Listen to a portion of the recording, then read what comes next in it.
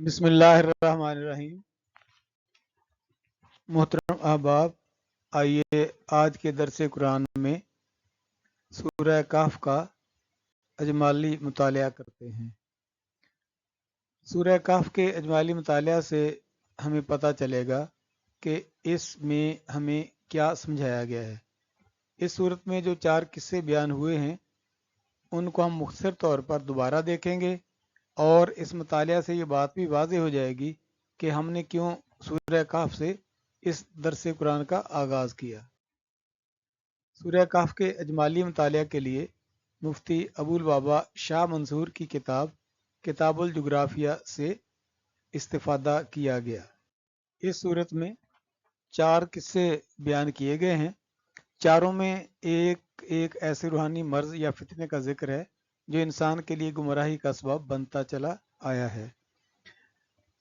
پہلے قصے میں یعنی اصحاب کہف والے قصے میں حکومت و اقتدار کا فتنہ ہے، اور انگور کے باغوں والے قصے میں مال و دولت کا فتنہ ہے، اور عقل پرستی کا فتنہ ہے حضرت موسیٰ علیہ السلام اور خضر علیہ السلام کے قصے میں، اور آخر میں جو ذوالقرنین والا قصہ ہے اس میں غیر معمولی صلاحیتوں کے غلط استعمال کا فتنہ ہے۔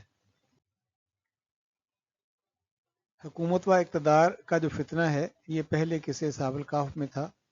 آئیے اسے ہم دیکھتے ہیں۔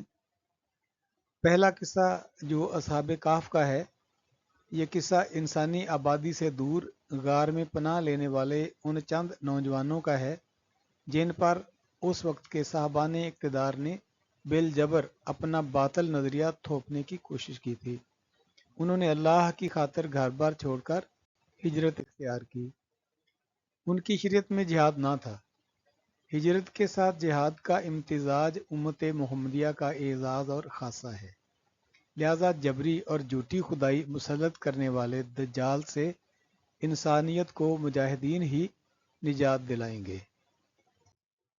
دوسرا قصہ جس میں مال و دولت کا فتنہ ہے، اصحاب الجنہ یعنی انگور کے باغ والوں کا قصہ ہے۔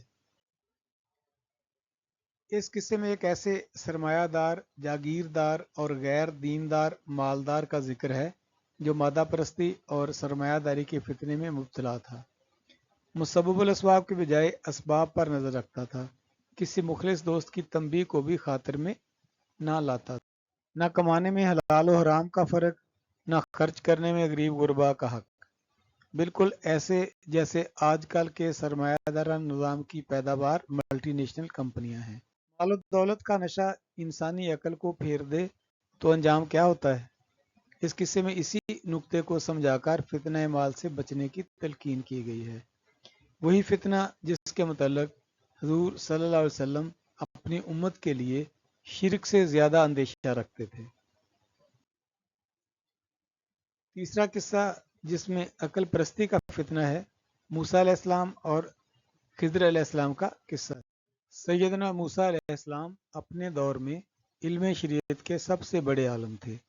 اللہ تعالیٰ کی حکمت یہ ہے کہ اس دنیا میں کچھ واقعات اصحاب تکوین کے ہاتھوں انجام دلوائے جاتے ہیں، اور وہ واقعات بظاہر خلاف عقل ہوتے ہیں۔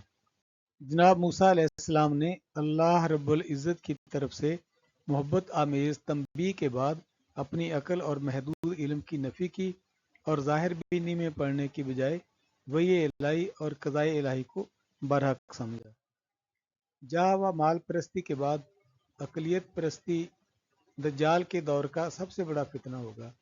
اس سے بچنا وحی کے احکام کے آگے سر تسلیم خم کرنے اور خلاف طبع چیزوں میں رضا بالقضاء اختیار کرنے کے ذریعے ممکن ہے، چاہے وہ ناگوار چیز جان کے حوالے سے ہو جیسے لڑکے کا قتل ہونا، مال کے حوالے سے ہو جیسے کشتی میں سوراخ ہو جانا، یا کسی متوقع نفع کے ہاتھ سے چلے جانے کے عنوان سے ہو جیسے دیوار سیدھا کرنے کی مزدوری نہ لینا۔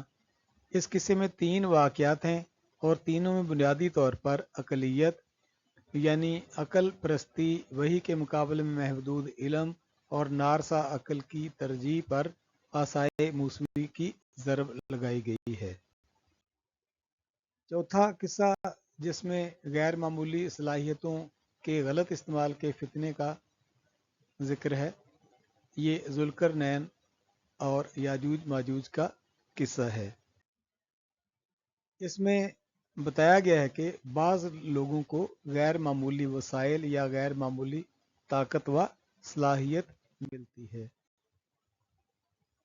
ذوالقرنین جیسے عباد الرحمن ایسے وسائل کو فلاح اہل ارض کے لیے استعمال کرتے ہیں، اور یاجوج ماجوج جیسی نچلا نہ بیٹھنے والی مخلوق اپنی غیر معمولی ذہنی و جسمانی طاقت کو فساد فی الارض میں لگاتے ہیں۔